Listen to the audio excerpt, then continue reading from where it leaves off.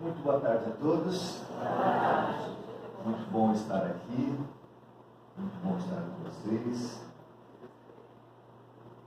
Especialmente nesses tempos que a gente está vivendo, uma faca afiando a outra, né? Gosto muito dessa imagem.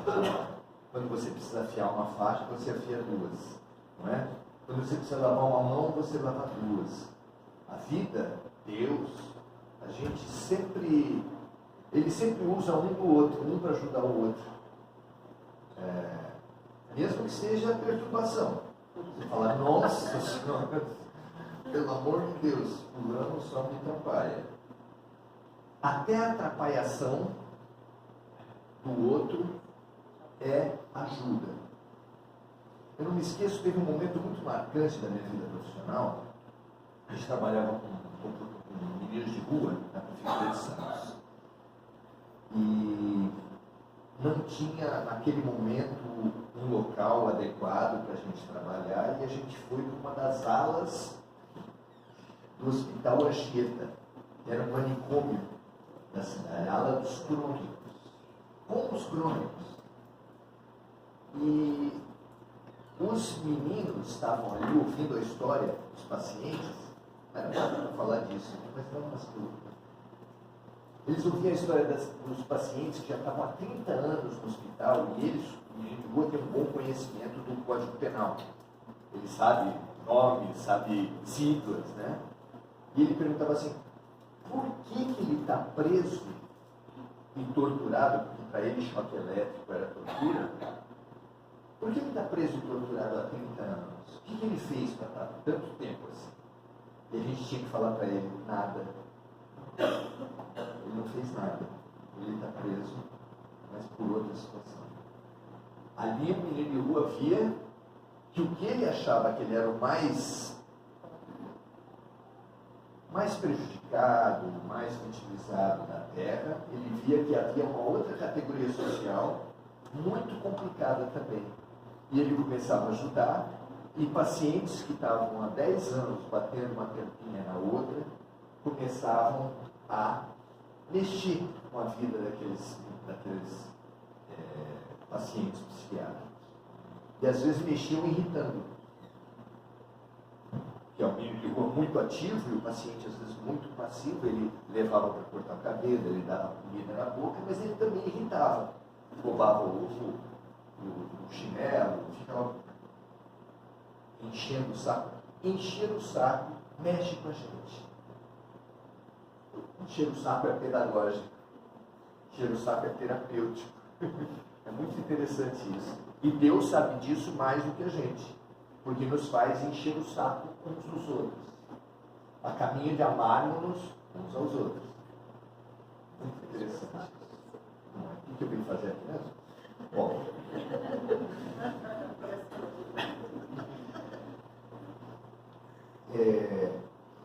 O tema da gente aqui é uma das coisas mais óbvias que a gente já sabe. Criança é uma força especial, não é verdade? A gente vinha falando aqui de um encontro de família que a gente faz toda sexta-feira em casa, é o dia da pizza. Toda sexta-feira a mesma coisa. Ontem veio uma sobrinha que está com uma filha de 1 aninho e pouco. Quando entra num ambiente uma pessoa com um filho no colo, uma criancinha no colo, agora, abriu aquela porta e entrou alguém com uma criança no colo, o que você acha que acontece? Acabou a palestra.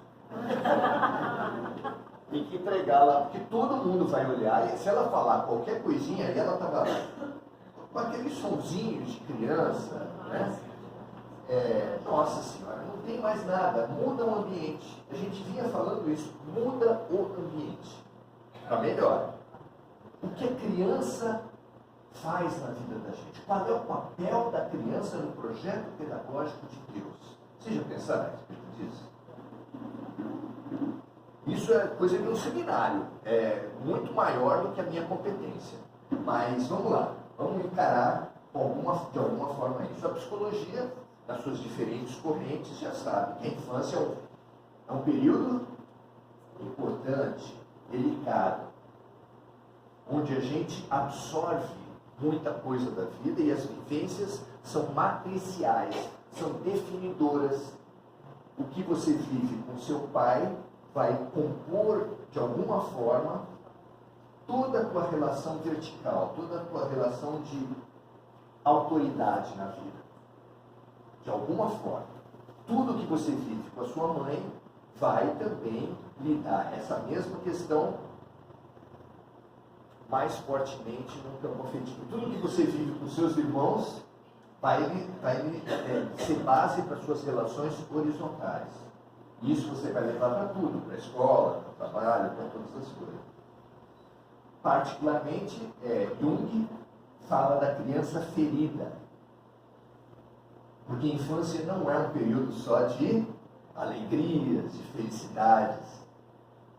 Ele fala de que há dentro de nós uma criança ferida, uma vivência sombria que precisa ser trabalhada. Em alguns, muito. Pessoas ficam marcadas, traumatizadas por eventos que aconteceram na infância.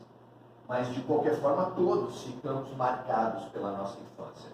Sombria ou luminosa? Aliás, as duas coisas, geralmente. A gente tem as duas questões. Então, vocês ficariam surpresos se todo mundo aqui resolvesse falar sobre as suas sombras infantis, como nós carregamos crianças feridas, que precisam ser acolhidas para a gente poder dar o salto, para a gente poder crescer. É extremamente importante isso. Reencontrar nossas crianças. Mas, Jesus falou a respeito de criança? Vamos começar a alinhavar os conhecimentos. Né? Tem a ciência. Jesus falou a respeito de criança? Falou. E falou tão forte que ele falou assim: apenas aqueles que forem como crianças entrarão no reino dos céus. Olha a importância disso. Tem uma outra passagem que ele estava no meio de um monte de gente. Algumas crianças queriam se aproximar deles, os discípulos afastando. Ele falou: peraí, deixa vir a minhas crianças. E essa frase, como tudo em Jesus, não significa apenas a literalidade.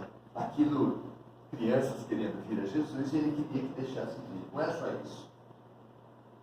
Na minha opinião, ele estava querendo dizer que a gente, para chegar até ele, deixa vir a tua criança também. Deixa a tua criança ir até Jesus. O caminho para a gente chegar até Jesus, para chegar até o reino dos céus, para chegar até Deus, é a criança em nós. Cada um analisa como quiser. Né? A literatura fala muito da infância também. A saudade que eu tenho da aurora da minha infância, da aurora da minha vida, da minha infância querida, que os anos não trazem mais. Ele termina o poema falando: eu era feliz e não sabia. Na literatura, são muitas as referências à infância, mas, particularmente, é muito interessante o livro O Pequeno Príncipe. O Pequeno Príncipe é um livro de um extraterreno. Como é que é? É o livro de um ET. Pouca gente tem essa referência. A gente acha que é só uma criança bonitinha, loirinha. Ele é um ET que veio à Terra. E é uma história fantástica, porque faz resgatar no aviador, que é o autor do livro, do Arnold Saint-Exupéry, acorda. Ele vem acordar o aviador que tinha caído no deserto e quebrou o seu avião. E tem tanto símbolo nisso tudo. Deserto simboliza a solidão. Você acha que a solidão é um problema de quem? Quem se sente só?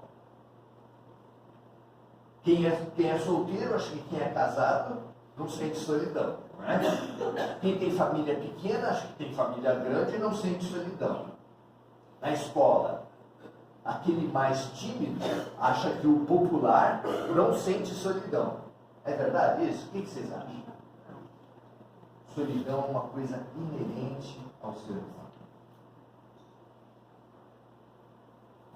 Quando Antoine cai no deserto do Saara, ele lembra da infância dele, E é muito saboroso o livro. Ele lembra que bem pequeno ele tinha uma paixão por desenhar e ele desenhou uma jiboia, porque ele leu no livro que as jiboias comem suas presas e ficam depois 6 meses digerindo. E aí ele imediatamente fez um desenho de uma jiboia com um elefante na barriga. Então era assim, fininha na cabeça, depois tinha um elefante quadrado no meio, e no rabo, fininho de novo. As pessoas, ele mostrou para as pessoas, olha o meu desenho. Você não tem medo disso aqui? As pessoas falaram, medo do quê? O chapéu? Fininho, quadrado, fininho. E ele tentava explicar para ninguém, acreditava que aquilo era um chapéu. Daí ele fez uma jiboia com um elefante dentro, mas no raio-x, mostrava o elefante dentro. Aí todo mundo falou para ele, vai estudar matemática, vai estudar português. E ele fala ali, encerrou a carreira de um grande pintor. Quantos de nós não temos, como parte daquela criança ferida, talentos que emergiram e que não foram exatamente compreendidos na sua infância? Isso é muito comum. Nunca mais Antoine desenhou. Só foi lembrar da sua criança desenhista abortada pela má receptividade dos adultos quando ele encontrou o Pequeno Príncipe no deserto. É muito bonito. Tem símbolos fantásticos em cima disso. Resgatar a criança interior é a proposta do Jung, é a proposta do Pequeno Príncipe, é a proposta de Jesus Cristo. Deixai vir a mim as crianças, deixa trazer de novo as tuas crianças. Somente aqueles que forem como crianças entrarão no reino dos céus. Para além da poesia, da literatura, da constatação que a pedagogia, que a psicologia fazem da preciosidade da infância, porque se você aproveita bem a infância e dá conteúdos fundamentais, essa pessoa tende a funcionar na vida. Para além de tudo isso, existe uma visão espiritual para compreender por que a infância é tão aberta intelectualmente e afetivamente. Por quê? Começa com do alto, de bem alto, Deus, os luminares olhando para a gente. Eles olham para a gente e veem seres esmagados de pesos. Eles olham para a gente e veem a gente como se estivesse rastejando de tanto peso que a gente carrega nas costas. Cada coisa dessa que pesa a nossa alma tem nome. Mágoa pesa. Pesa ou não pesa? Culpa pesa? Preconceito pesa? Nossa! Esses tempos nossos, como tem preconceito para tudo quanto é lado, tem preconceito de todo mundo com todo mundo, praticamente. Medos pesam na alma. E as pessoas carregadas desse peso todo rastejam quando elas podiam voar. O que um pai aqui da terra sente quando vê um filho esmagado de peso? O que o pai sente? Puxa, o que eu posso fazer para o meu filho tirar esse peso? O que eu posso fazer? A gente não fica pensando nisso? Se nós que somos paizinho e mãezinha, bem pequenininho, temos essa compaixão, esse interesse para falar o que precisa o meu filho para, em vez de rastejar, voar. O que ele precisa? Se nós temos esse pensamento, imagina Papai do céu, o Deus de amor perfeito, olhando a gente desse jeito, ele faz o que com a gente? Só tem pena? Não, ele faz alguma coisa. Ele pega a gente, tira todas as memórias e a gente renasce. E quando a gente renasce aberto. Tem duas comparações que ajudam a gente a entender a infância. Uma delas é o acumulador de lixo. Porque nós somos acumuladores de lixo, claro, lixo espiritual, lixo mental. Mágoa, culpa, medo, preconceito, tudo isso é lixo mental. E a gente acumula, a nossa casa fica... Como é que fica a casa de um acumulador? Suja, travada, ele não consegue fazer as coisas. Como é que vai no banheiro? Como é que vai fazer a comida? Tudo cheio de lixo. Aí os vizinhos chamam a defesa civil, porque junta rato, barata, mosquito. Aí vem a defesa civil e tira caminhões de lixo. Caminhões de lixo. Não é interessante isso? Depois a casa fica limpa. Para sempre? Outra comparação é dos equipamentos. Essa a gente conhece mais ainda. Porque isso de acumulador a gente acha que não é. Não é? A gente acha que só os outros são acumuladores. Aí você tem que mudar de casa, joga 5 sacos de 100 litros de lixo fora e fala, como é que eu juntei tanta coisa? Tudo bem. Mas o outro exemplo é mais comum. Os nossos equipamentos. Você compra um equipamento e depois de um certo tempo você baixa programas, você tem arquivos, seja no celular, no tablet, no laptop. Eles vão juntando arquivos e programas. Quando junta bastante arquivo e programa, como fica o seu equipamento? Lento. Tu dá um comando, ele fica. Qualquer semelhança com a terceira idade não é mera coincidência. Você fica com um equipamento que trava. Você dá um comando e não rola. Não é assim? Você manda para uma assistência técnica, o que eles fazem com o teu equipamento? Limpa tudo. Ele vai perguntar para você assim, posso tirar tudo? Posso jogar tudo fora? Daí você fala, não. Aí passa para as nuvens, passa para uma memória externa, faz alguma coisa, mas tem que limpar a sua memória, não é assim? É exatamente o que a reencarnação faz com quem? Com todos nós. Mas assim como o acumulador, depois o seu equipamento vai juntando um monte de treco de novo, vai travando de novo, mas é assim. Nesse período da infância, nesse período que o seu equipamento fica ágil, fica rápido, fica receptivo, que é maravilhoso, que a sua casa mental fica sem lixo, fica saudável, que é a infância, a gente pode dar um salto na vida da gente. É uma oportunidade única. Você recebe na sua família antipatias de outras vidas, e você ali pode dar um salto para si. O que Deus quer ao juntar inimigos numa mesma família? O que Ele quer? Claro, que a gente se reconcilie, que a gente repare, que a gente invente novas práticas. Isso sempre acontece. Às vezes a gente volta tudo de novo. E ainda tem uma praga espírita.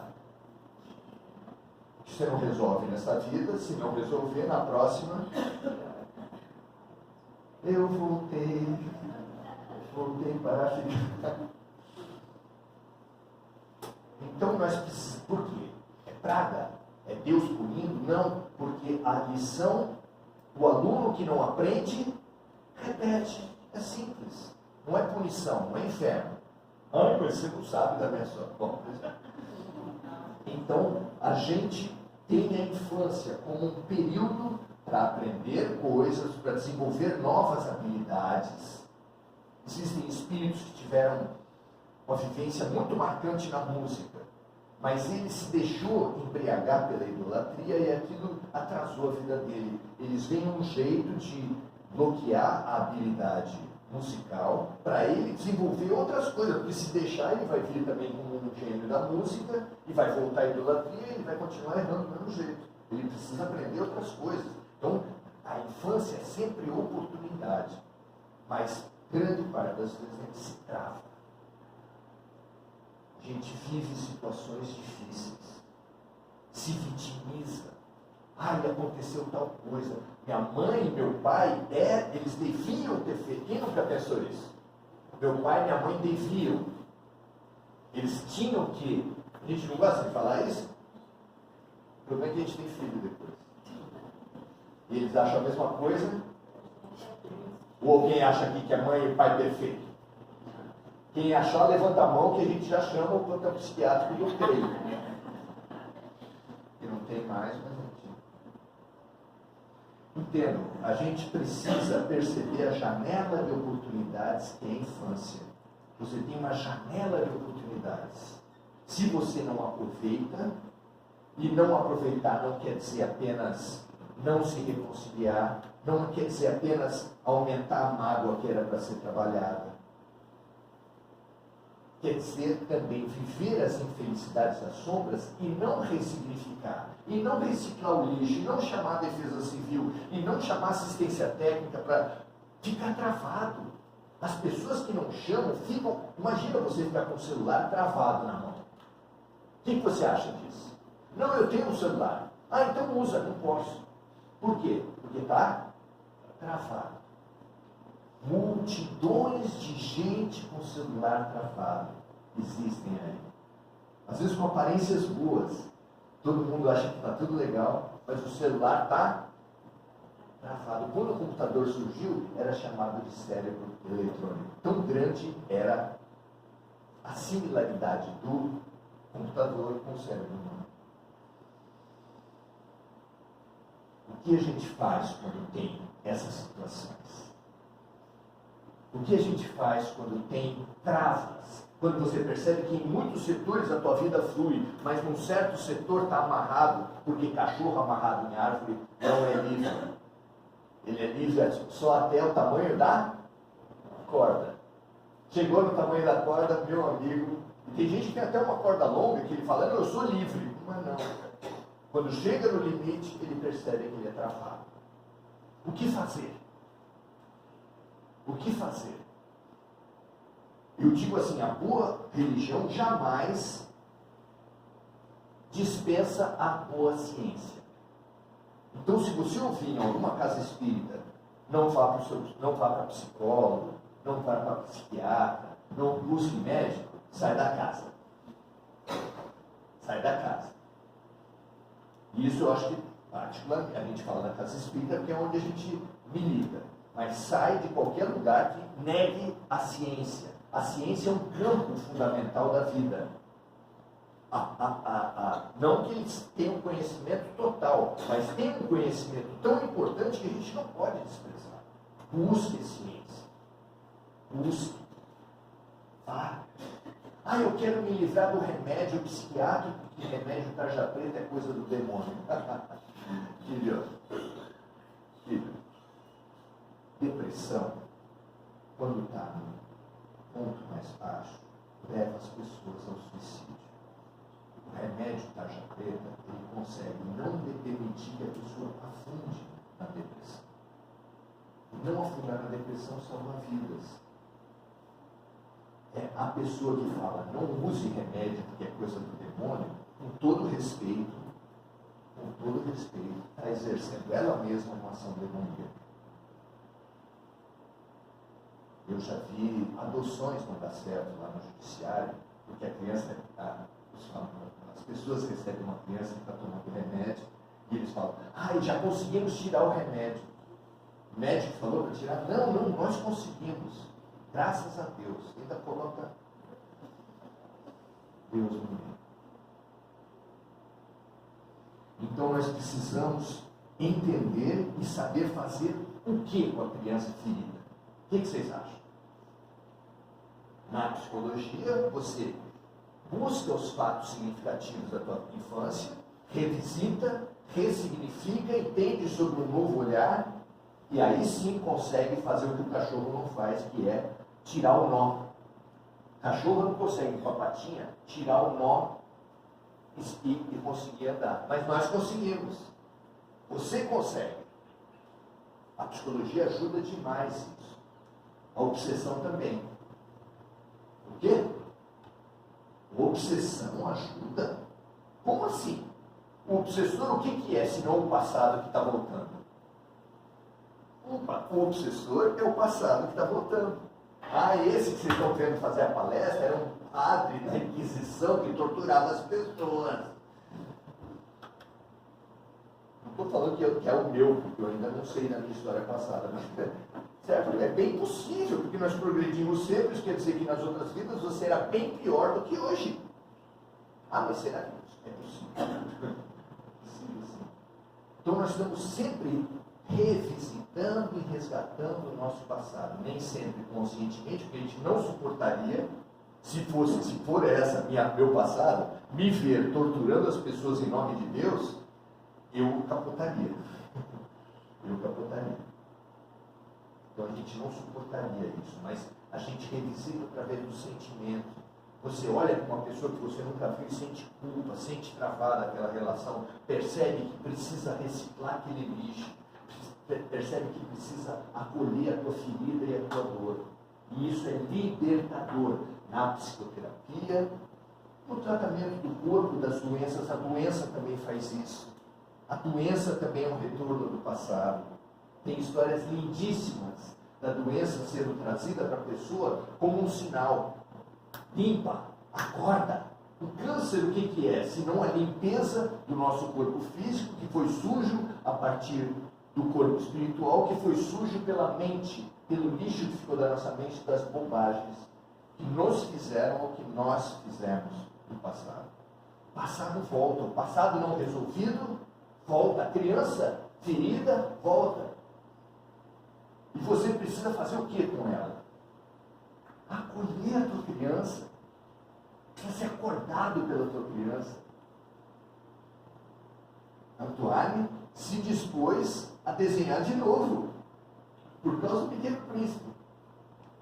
Ele acordou no deserto falando assim: faça-me um carneiro. Olha a frase que Antoine usou: faça-me um carneiro. Um dos símbolos animais mais conhecidos de Jesus é o quê? Jesus é o Cordeiro de Deus. Os Espíritos falam que Jesus, para a humanidade, cumpre a função de modelo e guia. Certo?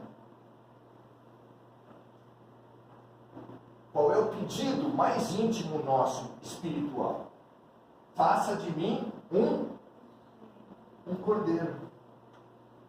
Ali, o Pequeno Príncipe expressa o que todos nós, no fundo, estamos pedindo sem saber.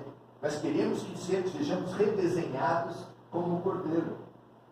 É maravilhoso isso. Então nós precisamos encontrar a nossa criança, nos libertar o cachorro que está amarrado na árvore. Isso a gente faz cuidando. Terapia espiritual é importante, psicoterapia é importante, todas as formas de tratamento físico, desde a medicina mais conhecida, como todas as outras formas, ditas alternativas, né? Todas as outras são também formas de você limpar o teu passado, de você pegar os teus arquivos que estão travando. Às vezes travam o quê? As costas, né? Travam que regiões? Precisava de os terapeutas virem aqui ajudar a gente. Estamos travados, né? As profecias de nós travamos. Nós travamos. Fisicamente, inclusive. Então, é momento da gente reencontrar nossa criança. Precisa ter coragem? Precisa. É fácil culpar a mãe e o pai por não ter feito isso, não ter feito aquilo? É fácil. É justo? Às vezes é. Mas, meu amigo, minha amiga, nós podemos revisitar, acolher essa criança, e a única maneira da gente alcançar a nossa evolução espiritual. No mais lindo diálogo dos evangelhos. Nostradamus, não era Nostradamus, era Nicodemos, deve ser irmãos. Nicodemos era um príncipe do Sinédrio, o órgão máximo do judaísmo. E ele teve a humildade, mas também cuidadosa, de à noite, com capuz, ir lá falar com Jesus. Porque todo mundo estava falando mal de Jesus no Sinédrio, queriam matar ele, e ele foi lá conhecer. E fez uma pergunta fundamental: como é que eu faço para evoluir espiritualmente?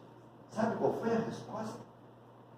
Ninguém vai ao reino do céu se não nascer de novo.